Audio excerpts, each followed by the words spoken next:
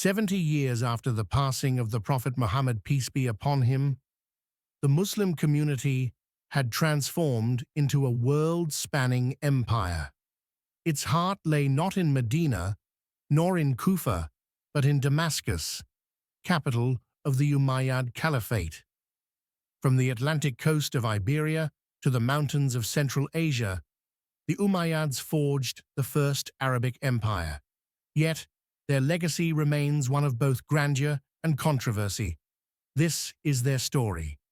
The Umayyads began as a powerful clan in Quraysh, the merchant elite of Mecca.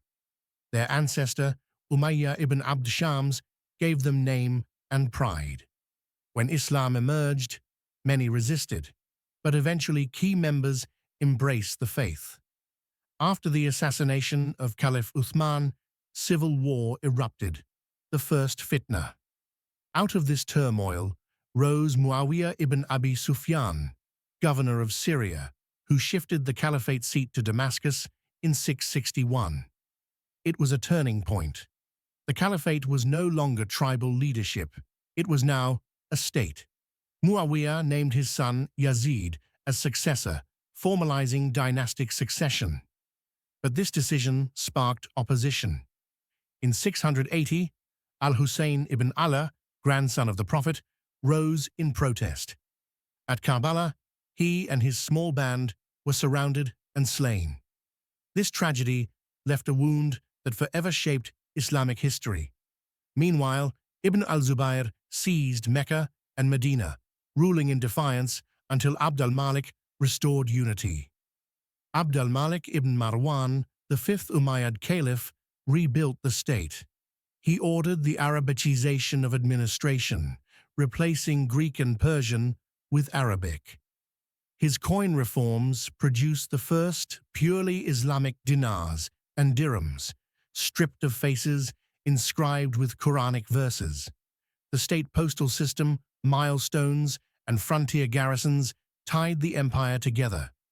And in stone, the Umayyads left their vision: the Dome of the Rock in Jerusalem and the Great Mosque of Damascus.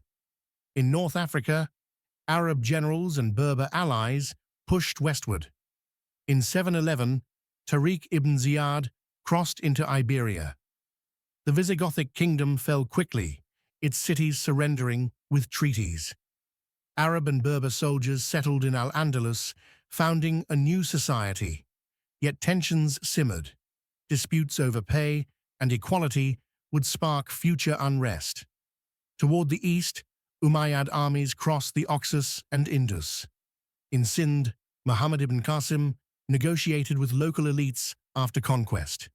In Khorasan, Qutayba ibn Muslim faced Sogdian and Turkic resistance. Coins, treaties, and new cities marked their advance.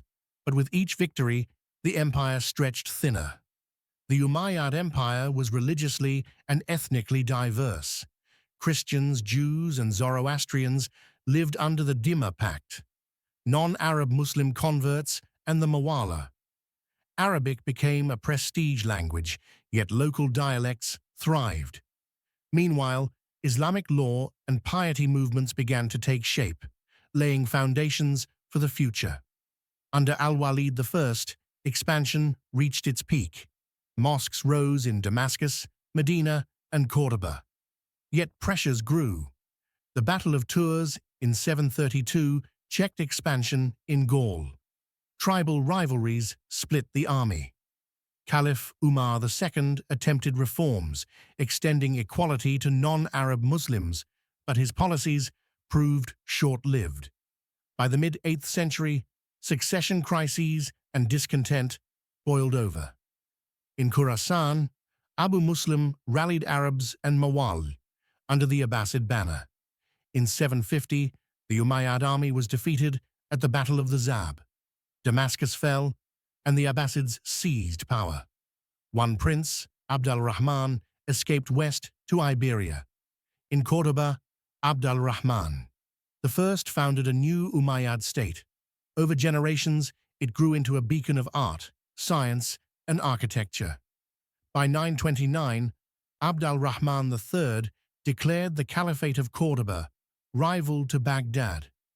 The great mosque of Cordoba, with its endless arches, symbolized both continuity and rebirth. The Umayyads pioneered empire on a scale unseen since Rome. They made Arabic the language of government, minted coins still studied today, and left monuments that inspire awe. Yet their memory is divided, admired for statecraft, criticized for worldliness. But like all dynasties, their reign was finite. The Abbasids rose, Cordoba flourished, and the Umayyads passed into history.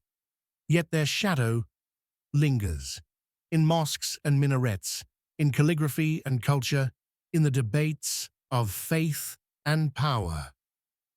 History remembers them as builders of a great Muslim empire, an empire that shaped the course of civilization.